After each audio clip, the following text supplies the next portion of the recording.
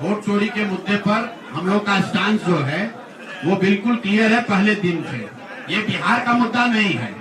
जो चुनाव की पूरी प्रक्रिया है उसमें वोटर लिस्ट बनने से लेकर आचार संहिता के अनुपालन का, वोटिंग के दिन के, जैसे यहाँ पर आप जीविका की दीदियों को बाकायदा आपने मोबिलाइजर बनाकर सरकारी व्यवस्था के तहत बूथ में बैठाया है। तो पूरे वोटर लिस्ट बनाने की प्रक्रिया, आचार संहिता के अनुपालन की प्रक्रिया, वोटिंग के दिन जो हो रहा है वो, उसमें सरकारी तंत्र का इस्तेमाल, दुरुपयोग या उपयोग, और वोटिंग के बाद जो महाराष्ट्र से लगातार दिख रहा है कि अंतिम 2 घंटे में 15%, 20% एक्स्ट्रा वोट होना, फिर चुनाव आयोग का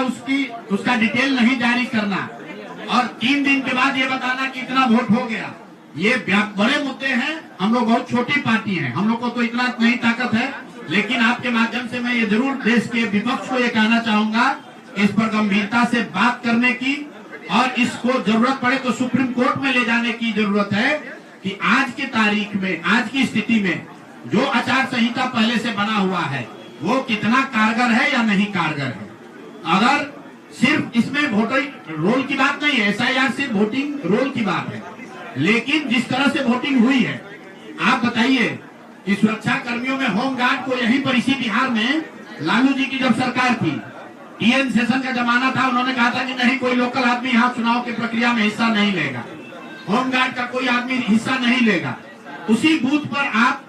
आज के चुनाव आयोग ने उस जीविका दीदी को बैठाया है जिसको एक तरीके से सरकार ने कॉन्ट्रैक्ट दिया है कि आपको इतने लोगों को वोट दिलवाना।